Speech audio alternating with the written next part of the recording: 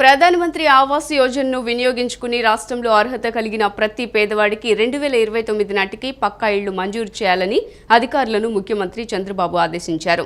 Jal Jeevan machine, Amrit తదితర కేంద్ర పథకాలను వినియోగించుకుని ప్రస్తుతం ఇళ్ల నిర్మాణాలు జరుగుతున్న కాలనీల్లో త్రాగునీరు, విద్యుత్, రహదారుల సదుపాయం అందుబాటులోకి తీసుకురావాలన్నారు. డిసెంబర్లో పీఎంఏవై 2.0 పథకాన్ని రాష్ట్రంలో ప్రారంభించేలా కేంద్ర గృహ నిర్మాణ శాఖతో త్వరితగతిన ఒప్పందం చేసుకోవాలని సూచించారు. పేదలకు గృహ నిర్మాణంపై ముఖ్యమంత్రి చంద్రబాబు సోమవారం సచివాలయంలో సమీక్ష నిర్వహించారు. రాష్ట్రంలో ఇళ్ల నిర్మాణ పురోగతిపై ప్రభుత్వ ప్రత్యేక ప్రధాన కార్యదర్శి అజయ్ జైన్ వివరించారు. కూటమి ప్రభుత్వం అధికారులకు వచ్చిన తర్వాత ఇప్పటి వరకు 75,000 గృహాలు పూర్తి చేసినట్లు తెలిపారు. 7.6 లక్షల ఇళ్లు పురోగతిలో ఉన్నాయన్నారు. డిసెంబర్ 12 నాటికి 1,00,000 ఇళ్లు పూర్తి చేయాలని లక్ష్యంగా పెట్టుకున్నట్లు వివరించారు. అదే నెలలో విజయవాడ వేదికగా సభను ఏర్పాటు చేసి ముఖ్యమంత్రి చంద్రబాబు చేతుల మీదుగా లబ్ధిదారులకు తాళాలు అందించేలా కార్యాచరణ రూపొందించారు. వైఎస్ఆర్ కాంగ్రెస్ పార్టీ హయాంలో చేపట్టిన ఇళ్ల నిర్మాణాల లబ్ధిదారులకు 35,000 బ్యాంకుల నుంచి రుణం అందించగా దాన్ని ₹1,00,000 వరకు పెంచి వడ్డీ లేని రుణంగా అందించే విషయంపై చర్చ జరిగింది. దీనిపై సమగ్ర అధ్యయనం చేయాలని సీఎం ఆదేశించారు. వైఎస్ఆర్ కాంగ్రెస్ పార్టీ హయాంలో కాలనీలో చేపట్టిన ఇళ్ల నిర్మాణాల నాణ్యతను తనిఖీ చేసేందుకు డ్రోన్ సాంకేతికతను వినియోగించాలని అధికారులను సీఎం ఆదేశించారు. ఇప్పటికే విశాఖలోని ఓ లేఅవుట్లోని నిర్మాణాల నాణ్యతను పైలట్ ప్రాజెక్టుగా డ్రోన్ ద్వారా తనిఖీ చేసిన వివరాలను అధికారులు ఆయనకు నివేదించారు. దీనికి సంబంధించి సీఎం రాష్ట్ర వ్యాప్తంగా భారీ లేఅవుట్లలో ఈ విధానంలో తనిఖీ చేయాలని ఆదేశించారు. వైకాపా ప్రభుత్వం పోలీసులను పరదాలు కట్టడానికే పరిమితం చేసిందని, ఫలితంగా 5 ఏళ్లలో నేరస్తులు రెచ్చిపోయారని రాష్ట్ర హోంమంత్రి వంగలపూడి అనిత విమర్శించారు. ప్రస్తుతం ఆడపిల్లలపై జరుగుతున్న అఘాయిత్యాలు గత ప్రభుత్వ పాపాల పర్యావసానమేనని అన్నారు. కులాలు చూసి కేసులు నమోదు చేయడమేంటని గత ప్రభుత్వంలో పనిచేసిన పోలీసుల తీరును పవన్ కళ్యాణ్ తప్పుపట్టారన్నారు. ఇలాంటి వారిపై బాధ్యత తీసుకోవాలని తమకు సూచించారని, అంతేకాని హోంమంత్రిగా తాను విఫలమైనట్లు ఎక్కడా చెప్పలేదన్నారు. పవన్ కళ్యాణ్ వ్యాఖ్యలను తాను చాలా పాజిటివ్గా తీసుకున్నానని హోంమంత్రి అన్నారు. అనంతపురంలో పోలీసు ఉన్నతాధికారులతో సమీక్ష అనంతరం హోంమంత్రి వంగలపూడి అనిత మీడియాతో మాట్లాడారు. గత 5 ఏళ్లలో నేరాల నియంత్రణ, నేరస్తులపై నిఘాను పోలీసు శాఖ పూర్తిగా గాలికి వదిలేసిందని తెలిపారు. ఇటీవల అత్తాకోడలపై సామూహిక అత్యాచారం చేసిన నిందితుల్లో ఒకరిపై గతంలోనే 37 కేసులు ఉన్నాయని తెలిపారు. అప్పుడే వారిపై చర్యలు తీసుకుని ఉంటే ఇలాంటి ఘటనలు జరిగేవి కావన్నారు. మా ప్రభుత్వంలో నేరాల నియంత్రణపై దృష్టి సారించామని తెలిపారు. వైఎస్ఆర్ కాంగ్రెస్ పార్టీ మోకలు ఆడపిల్లలపై అసభ్యకర పోస్టులతో రెచ్చిపోతున్నాయని అన్నారు. ఆడపిల్లలపై అఘాయిత్యాలను చూసి మేమంతా ఎంతో బాధపడుతున్నామని చెప్పారు. ఆ బాధతోనే ఉప ముఖ్యమంత్రి పవన్ కళ్యాణ్ కూడా మాట్లాడారని, ఈ విషయంలో ఆయన బయటపడ్డారు, మేం పడలేదు, అంతే తేడా అని పేర్కొన్నారు. అయినా నేరాల నియంత్రణపై బాధ్యత తీసుకోవాలని ఆయన సూచించడంలో తప్పేముంది? కూటమి ప్రభుత్వంలో ఏం జరుగుతుందోనని గోతికాడ నక్కల వైఎస్ఆర్ కాంగ్రెస్ పార్టీ కాచుకుందని అన్నారు. పవన్ కళ్యాణ్ వ్యాఖ్యలను వక్రీకరించి సామాజిక మాధ్యమాల్లో వైరల్ చేస్తున్నారని తెలిపారు. సామాజిక మాధ్యమాల్లో కొన్ని పోస్టులు చూసి తాను ఆయనతో మాట్లాడానని, అక్కడేం జరిగిందో ఆయన వివరించారని అన్నారు. పిఠాపురంలో జరిగిన సమావేశంలో ఓ యువతి గత ప్రభుత్వంలో జరిగిన దౌర్జన్యాల గురించి ప్రస్తావించిందని, కులం చూసి కేసులు పెట్టారని సదరు యువతి ఆవేదన వ్యక్తం చేసిందని అన్నారు. దీంతో చెల్లించిపోయిన పవన్ కళ్యాణ్ కులాలు చూసి కేసులు నమోదు చేయటం ఏంటని గత ప్రభుత్వంలో పనిచేసిన పోలీసుల తీరును తప్పుపట్టారని పేర్కొన్నారు. గురించి మాట్లాడి ఈ కులం అయితే అరెస్ట్ చేయకుండా ఉంటారా అని ఒక పదం ఉపయోగించారు సార్ దగ్గర. సో నేనేంటంటే ఎక్కడైనా మిస్ అయ్యాను, నేను అందులో అసలు చాలా పాజిటివ్గా తీసుకున్నాను. సార్ తాలూకా ప్రెస్ మీట్ని నేను చాలా పాజిటివ్గా తీసుకున్నాను. ఎస్, ఈరోజు నాకు బాధ్యత ఉంది, నాకు విపరీతమైన పొజిషన్లో కూర్చున్నాను, నేను చేయాలి. ఈరోజు నేను చేసే పనికి ఒక సపోర్టింగ్ వాల్ ఇచ్చినట్టే నాకు, అంటే చెయ్యమ్మా ఇంకా అగ్రెసివ్గా వెళ్ళు అని ఆయన చెప్పినట్టే. ఇది ఇంకోటి, ఇందాక మీరు ఏంటి అడిగారు, ఇందాక క్వశ్చన్ పవన్ కళ్యాణ్ గారు ఆ విషయం గురించి నేను మాట్లాడుతున్నప్పుడు అడగడానికనే నేను అడిగా. వాళ్ళ పిఎస్కి ఓఎస్డీకి ఫోన్ చేసి సార్ని అడగండి అంటే సరే లైన్లోకి వచ్చారు. అసలు ఎందుకు అడిగారు సార్ అంటే, నేను ఇప్పుడు గురించి వీళ్ళు ఏం చేస్తారంటే కట్ చేస్తారు. అసలు అడిగింది ఏంటంటే, అక్కడ ఒక అమ్మాయి, ఒక యాక్టివిస్ట్, తన సోషల్ యాక్టివిస్ట్ ఎవరో అమ్మాయి యూట్యూబరు ఒక క్వశ్చన్ అడిగింది. దీని మీద క్వశ్చన్ అడిగినప్పుడు లాస్ట్ గవర్నమెంట్లో కులాలు చూసి అరెస్టులు చేశారు, కులాలు చూసి కేసులు పెట్టారు. అసలు అటువంటి కేసులు ఇలా ఎందుకు పెట్టాలి, ఏ క్రిమినల్కి కులం ఏంటి అని ఆయన ఆ కాంటెస్ట్లో మాట్లాడితే అవన్నీ కట్ చేశారు. కట్ చేసి ఇది ఒక్కటే తీసుకొచ్చి కూర్చోబెట్టారు. నేను డిస్కస్ చేశాను, నేను సార్తో కూడా మాట్లాడాను. బియ్యం అక్రమ రవాణా అడ్డుకట్టకు సహకరించాలని మంత్రి నాదెండ్ల మనోహర్ కోరారు. మిల్లర్లపై మార్కెట్ సెస్ 2% నుంచి 1%కి తగ్గించాలని ధరల పర్యవేక్షణ మంత్రుల సమావేశంలో చర్చించినట్లుగా గుర్తు చేశారు. దేశవ్యాప్తంగా ఉన్న రైస్ మిల్లర్లు అందరూ ఇక్కడకు రావటం ఆనందంగా ఉందని, సమస్యల పరిష్కారానికి ఈ ప్రభుత్వం ఎప్పుడూ సానుకూలంగా ఉంటుందన్నారు. అఖిల భారత రైస్ మిల్లర్ల సంఘాల సమాఖ్య సర్వసభ్య సమావేశం విజయవాడలోని ఎస్ఎస్ కన్వెన్షన్లో సోమవారం నిర్వహించారు. ఈ సమావేశానికి పౌర సరఫరాల శాఖ మంత్రి నాదెండ్ల మనోహర్ ఇచ్చేశారు. ఈ సందర్భంగా ఆయన మాట్లాడుతూ కూటమి ప్రభుత్వం మంచి ప్రభుత్వమని, అందరికీ మేలు చేయాలనే కూటమి ప్రభుత్వం పనిచేస్తుందని అన్నారు. అందరికీ మంచి రోజులే ఉంటాయని, ఎవరికీ ఇబ్బందులు ఉండవని తెలిపారు. గ్రామీణ ప్రాంతాల్లో రైసు మిల్లులు పెట్టి ఎంతో మందికి రైసు మిల్లర్లు ఉపాధి కల్పించారని అన్నారు. దేశవ్యాప్తంగా యూనిఫామ్ పాలసీ తీసుకువచ్చే విధంగా అందరం కలిసి లోతుగా అధ్యయనం చేద్దామన్నారు. రాష్ట్ర వ్యాప్తంగా 1550 రైస్ మిల్స్ ఉన్నాయని, కోస్తాతో పాటు ఉత్తరాంధ్ర, రాయలసీమ ప్రాంతాల్లో ఉన్న రైస్ మిల్లర్లను కలుపుకొని వెళ్లాలని అన్నారు. బకాయిల విషయంలో గత 5 ఏళ్లలో పరిపాలన ఎంత దారుణంగా జరిగిందో అందరికీ తెలుసన్నారు. 19,800 కోట్ల టర్నోవర్ ఉన్న పౌర సరఫరాల శాఖలో 41,150 కోట్లు బకాయిలు చేసి గత ప్రభుత్వం వెళ్లిపోయిందన్నారు. రుణాలు తీసుకుని రైతులకు కూడా చెల్లించకుండా వెళ్లిపోయారని అన్నారు. CM Chandrababu, deputy CM Pawan కళ్యాణ్తో రైతుల బకాయిలపై చర్చించి నిర్ణయం తీసుకోవడం జరిగిందన్నారు. వారి సహకారంతో 1,674 కోట్ల బకాయిలు రైతులకు నెల రోజుల్లో చెల్లించామని, అదే సమయంలో రైస్ మిల్లర్స్ గురించి కూడా ఆలోచన చేశామని చెప్పారు. కష్టపడి పండించిన ధాన్యం వారికి నచ్చిన చోట అమ్ముకునే స్వేచ్ఛ రైతులకు కల్పించామన్నారు. రైతులు, మిల్లర్లు రాష్ట్ర ప్రభుత్వం నుంచి ప్రతినిధులను ఏర్పాటు చేసి పారదర్శకంగా ఉండేలా కమిటీని ఏర్పాటు చేస్తున్నామని తెలిపారు. ఎదుర్కొన్న పరిస్థితులు ఖచ్చితంగా ఒక సానుకూలత ఉండాలనే ఆలోచనతో ఎప్పుడు కూడా ప్రభుత్వం నుంచి మేము ముందడుగు వేస్తూనే ఉంటాం. దీనికి ప్రధానమైన కారణం ఏంటంటే, నేను ఇప్పుడే సైని గారు కూడా అదే చెప్పాను. చిన్నప్పటి నుంచి నేను చూసేవాళ్ళని, ఉద్యోగ అవకాశాలు కానివ్వండి, లేదా గ్రామీణ ప్రాంతాల్లో పెట్టుబడులు పెట్టి కష్టపడి రైస్ మిల్స్ని స్థాపించుకుని 10 మందికి ఆర్థికంగా నిలబడే వ్యక్తులు మీరందరూ కూడా. సో ఆ విధంగా మిమ్మల్ని గౌరవించుకోవాల్సిన అవసరం డెఫినెట్గా ఉంటుంది. మీ సమస్యలపైన ఇంకా లోతుగా అధ్యయనం చేయాలి. పెద్దలు చెప్పినట్టు దేశవ్యాప్తంగా ఉన్న పరిస్థితులను కూడా మనం దృష్టిలో పెట్టుకుని ఒక యూనిఫామ్ పాలసీ తీసుకొచ్చే విధంగా తప్పకుండా ఆంధ్రప్రదేశ్ నుంచి కూడా దానికి మేము సిద్ధంగా ఉన్నాం. ఆలోచిస్తాం, అధ్యయనం చేసుకుందాం, మీతో పాటు చర్చించుకొని సమస్యలు ఏ విధంగా మనం అధిగమించగలుగుతామని దానిపైన తప్పకుండా మనం లోతుగా అధ్యయనం చేద్దాం. ఎందుకంటే ట్రాన్స్పోర్టేషన్ విషయంలో కానివ్వండి, కరెంటు బిల్లుల విషయంలో కానివ్వండి, మీరు చెల్లిస్తున్న ట్యాక్స్ విషయంలో కానివ్వండి, వీటన్నిటి గురించి కూడా మనం కూలంకుషంగా మాట్లాడుకోవచ్చు. అందులో ఏమాత్రం కూడా అభ్యంతరం లేదు. వినాల్సిన బాధ్యత మాకుంది. విని మీతో పాటు సమస్య పరిష్కారం కోసం మా వంతు మేము కృషి చేయాల్సిన అవసరం కూడా తప్పకుండా ఉంది. ఈరోజు రాష్ట్రంలో దాదాపు 1,556 రైస్ మిల్స్ ఉన్నాయి. దేశంలోనే ఉత్తమ స్పోర్ట్స్ పాలసీగా ఏపీ నూతన క్రీడా పాలసీ ఉండాలని చంద్రబాబు సూచించారు. రాష్ట్రాన్ని క్రీడా కేంద్రంగా మార్చేందుకు 4 లక్ష్యాలతో పాలసీ రూపకల్పన చేయాలన్నారు. ఈ సందర్భంగా ఉద్యోగాల్లో స్పోర్ట్స్ కోటా 2 నుంచి 3% పెంచుతూ నిర్ణయం తీసుకున్నారు. ఒలింపిక్స్, ఏషియన్ గేమ్స్ విజేతలకు ఇచ్చే ప్రోత్సాహకం భారీగా పెంచాలని నిర్ణయించారు. ఒలింపిక్స్లో స్వర్ణ పతక విజేతల ప్రోత్సాహకం 75 లక్షల నుంచి 7 కోట్లకు పెంచాలని నిర్ణయించారు.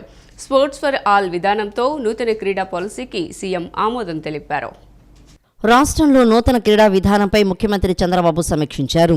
క్రీడలకు ప్రోత్సాహం, మౌలిక సదుపాయాలు, క్రీడల నిర్వహణ, గ్రామ స్థాయిలో క్రీడా స్థలాల ఏర్పాటుపై అధికారులతో చర్చించారు. ఒలింపిక్స్, ఏషియన్ గేమ్స్ లో పతకాలు పొందే వారికి ఇచ్చే ప్రోత్సాహకాన్ని భారీగా పెంచాలని ప్రతిపాదించారు. పీపీపీ విధానంలో స్టేడియాలు, వ్యక్తులు, సంస్థల సహకారంతో క్రీడా ప్రాంగణాల అభివృద్ధిపై చర్చించారు. స్పోర్ట్స్ ఫర్ ఆల్ పేరుతో నూతన క్రీడా విధానాన్ని అధికారులు రూపొందించారు. సమగ్ర క్రీడా విధానంపై అధికారులు ప్రజెంటేషన్ ఇచ్చారు. రాష్ట్రాన్ని క్రీడా కేంద్రంగా మార్చేందుకు 4 లక్ష్యాలతో పాలసీ రూపకల్పన చేయాలని సీఎం అన్నారు. ఈ సందర్భంగా ఉద్యోగాల్లో స్పోర్ట్స్ కోటా 2 నుంచి 3% పెంచుతూ నిర్ణయం తీసుకున్నారు. ఒలింపిక్స్, ఏషియన్ గేమ్స్ విజేతలకు ఇచ్చే ప్రోత్సాహకం భారీగా పెంచాలని నిర్ణయించారు. ఒలింపిక్స్లో స్వర్ణ పతక విజేతల ప్రోత్సాహకం 75 లక్షల నుంచి 7 కోట్లకు పెంచాలని నిర్ణయించారు. స్పోర్ట్స్ ఫర్ ఆల్ విధానంతో నూతన క్రీడా పాలసీకి సీఎం ఆమోదం తెలిపారు. రాష్ట్ర ప్రభుత్వం డొక్కా సీతమ్మ మధ్యాహ్న బడి భోజన పథకానికి ప్రతి ఏటా 2,000 కోట్లు ఖర్చు చేస్తోందని పాఠశాల విద్యాశాఖ కార్యదర్శి కోనా శశిధర్ అన్నారు. పిల్లలకు మధ్యాహ్న భోజనంలో మంచిగా ఆహార పదార్థాలు అందించాలనే విషయంపై అన్ని జిల్లాల్లో మంచి మెనూ తీసుకునే విధంగా కసరత్తు చేస్తున్నామన్నారు. పిల్లలకు బలవర్ధకమైన ఆహారం అందించినప్పుడే బాగా చదువుకుంటారని, అందించే ఆహారపు మెనూతో పాటుగా అందులో పోషక విలువలు ఎలా ఉన్నాయో చూడవలసిన అవసరం ఉందన్నారు. మంగళగిరి సీకే కన్వెన్షన్ హాల్లో సోమవారం డొక్కా సీతమ్మ మధ్యాహ్న బడి భోజనం మెనూ ప్రామాణికతపై ఒకరోజు నిర్వహించిన వర్క్షాపును పాఠశాల విద్యాశాఖ కార్యదర్శి కోనా శశిధర్ జ్యోతి ప్రజ్వలన చేసి ప్రారంభించారు. ఈ సందర్భంగా కోనా శశిధర్ మాట్లాడుతూ మధ్యాహ్న బడి భోజన పథకాన్ని రాష్ట్ర ముఖ్యమంత్రి నారా చంద్రబాబు నాయుడు, విద్యాశాఖ మంత్రి నారా లోకేష్లు ఎంతో మంచి సంకల్పంతో రాష్ట్రంలో అమలు చేయాలని నిర్ణయించారని అన్నారు.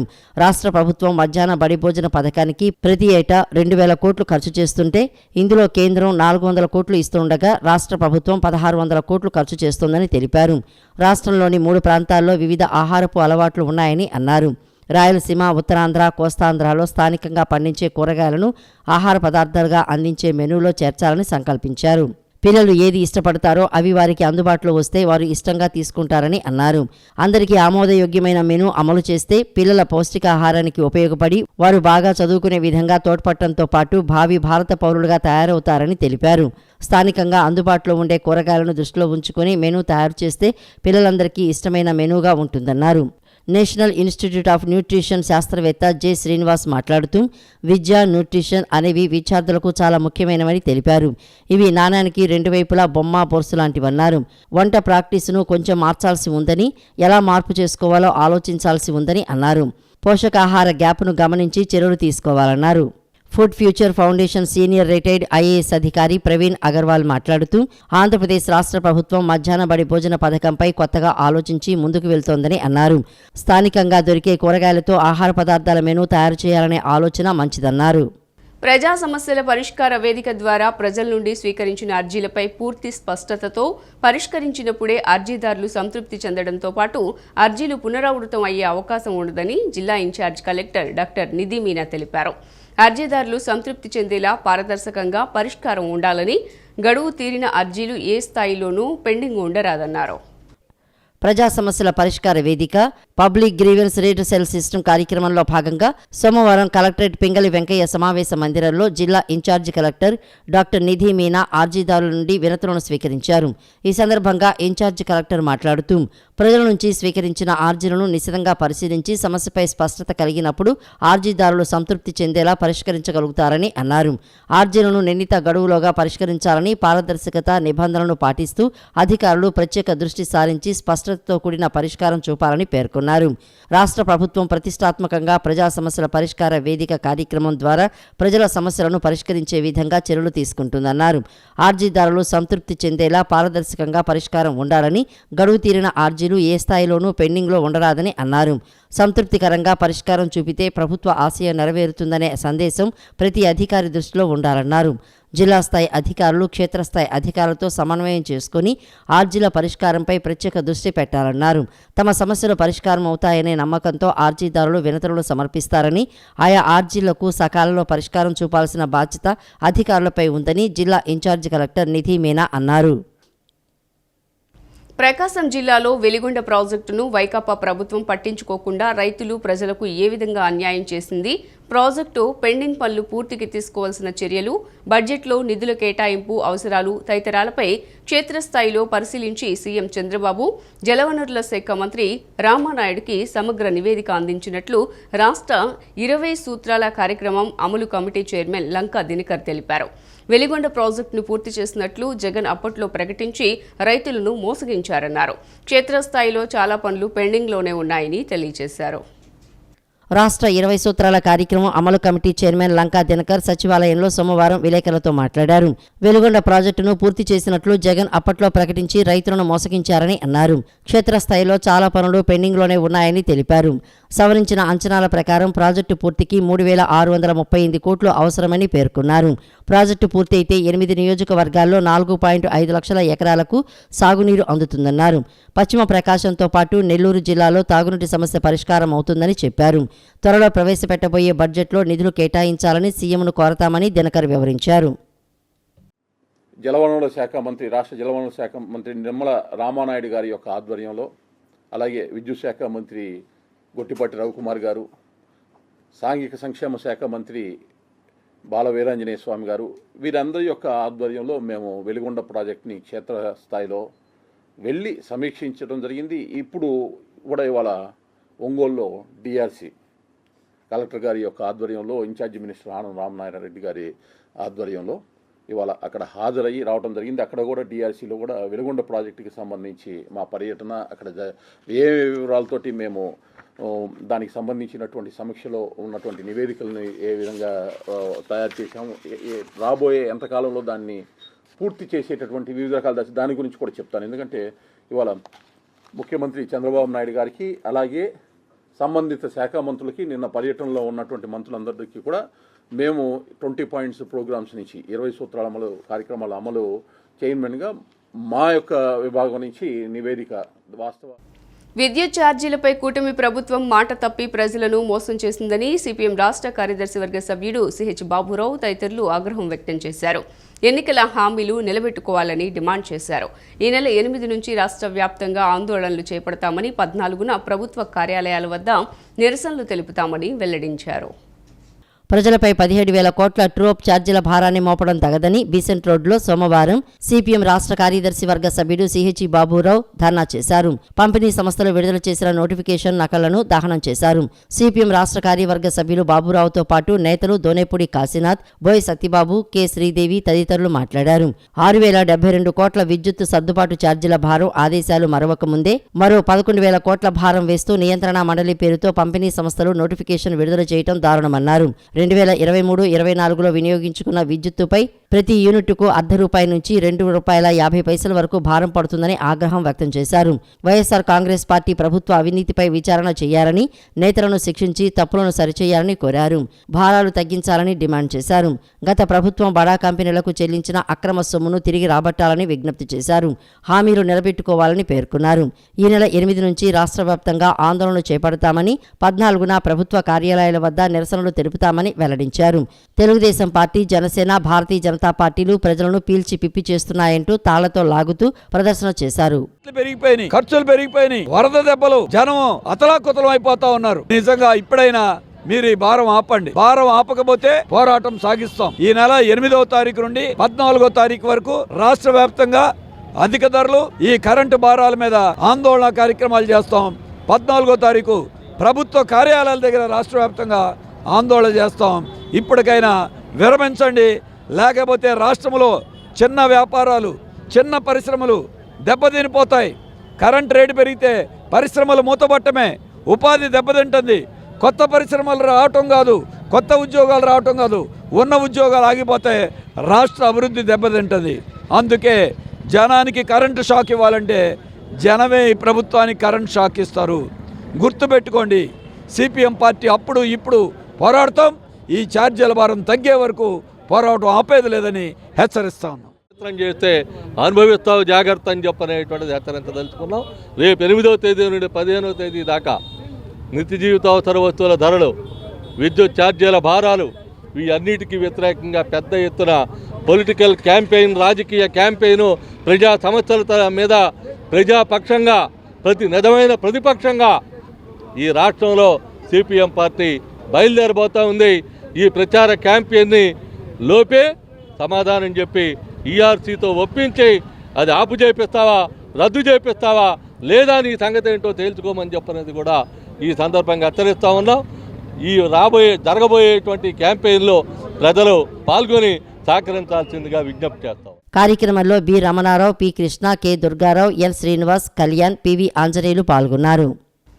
ప్రజల సమస్యలు తెలుసుకుని వాటిని పరిష్కరించేందుకు పోలీస్ కమిషనర్ కార్యాలయంలో ప్రతి సోమవారం నిర్వహించే ప్రజా సమస్యల పరిష్కార వేదికకు 78 ఫిర్యాదులు వచ్చాయి. పోలీస్ కమిషనర్ కార్యాలయంలో ఉదయం 10 గంటల నుంచి మధ్యాహ్నం 1 గంట వరకు వినతులు స్వీకరించారు. పోలీస్ కమిషనర్ ఎస్వి రాజశేఖర్ బాబు ఆదేశాల మేరకు డీసీపీలు కె ఉమామహేశ్వరరాజు, ఉదయరాణి, తిరుమలేశ్వర్ రెడ్డి, కృష్ణమూర్తి నాయుడు తదితరులు ప్రజల సమస్యలను అడిగి తెలుసుకున్నారు. మొత్తం ఫిర్యాదులో అత్యధికంగా మోసాలకు సంబంధించిన 29 ఉన్నాయి. కుటుంబ కలహాలు 13, నగదు లావాదేవీలు 11, దొంగతనాలు 2, భూ వివాదాలు 1, ఇతర ఫిర్యాదులు 8 చొప్పున వచ్చాయి. వీటిని పరిష్కారం నిమిత్తం సంబంధిత పోలీస్ స్టేషన్ అధికారులతో మాట్లాడి సత్వరం పరిష్కరించాలని ఆదేశించారు. టెట్ పేపర్ 1A ఫలితాల్లో నగరంలోని ప్రతిభా కోచింగ్ సెంటర్లో శిక్షణ తీసుకున్న విద్యార్థిని కోడూరు వెంకట దుర్గా భవానీ 148.36 మార్కులు సాధించి రాష్ట్రంలోనే మొదటి ర్యాంక్ సాధించిందని డైరెక్టర్ జంపాన సుధాకర్ తెలిపారు. 140 మార్కులకు పైగా 16 మందికి, 130 మార్కులకు పైగా 43 మంది విద్యార్థులకు వచ్చాయని వెల్లడించారు. నగరంలోని ఫార్చ్యూన్ మురళీ పార్కు హోటల్ సమీపంలోని ప్రతిభా కోచింగ్ సెంటర్లో సోమవారం నిర్వహించిన మీడియా సమావేశంలో డైరెక్టర్ జంపాన సుధాకర్ మాట్లాడారు. ప్రతిభా కోచింగ్ సెంటర్లో శిక్షణ తీసుకున్న విద్యార్థిని కోడూరి వెంకట దుర్గా భవానీ 148.36 మార్కులు సాధించి రాష్ట్రంలోనే మొదటి ర్యాంక్ సాధించిందని తెలిపారు. 140 మార్కులకు పైగా 16 మందికి, 130 మార్కులకు పైగా 43 మంది విద్యార్థులకు వచ్చాయని వెల్లడించారు. 2024 సంవత్సరం ఫిబ్రవరిలో విడుదల చేసిన టెట్ ఫలితాల్లో రాష్ట్రంలోనే మొదటి ర్యాంకు వచ్చిందని గుర్తు చేశారు. అత్యున్నత ప్రమాణాలతో అనుభవజ్ఞులైన శిక్షకులతో బోధించడం వల్ల మంచి ఫలితాలు సాధిస్తున్నామని తెలిపారు. అనంతరం రాష్ట్ర స్థాయిలో మొదటి ర్యాంకు సాధించిన భవానీని సత్కరించి అభినందించారు. ర్యాంకు సాధించడం పట్ల భవానీ ఆనందం వ్యక్తం చేశారు. ఈ యొక్క ర్యాంక్ రావడానికి కారణమైనటువంటి నా ప్రతిభ అధ్యాపక బృందానికి, ఆ విద్యార్థినికి, ఆ విద్యార్థి తల్లిదండ్రులకి నా యొక్క అభినందనలు తెలియజేస్తూ ఉన్నాను. ఒక విద్యార్థి ఒక టార్గెట్ పెట్టి స్పష్టమైనటువంటి ప్రణాళికతో విజయం సాధించడానికి తనకున్నటువంటి కాలాన్ని క్రమ పద్ధతిలో వినియోగించుకున్నట్లయితే ఎటువంటి విజయాన్ని సాధించి చూపించవచ్చో రాష్ట్రానికి తెలియజేసినటువంటి దుర్గా భవానీకి నా యొక్క అభినందనలు.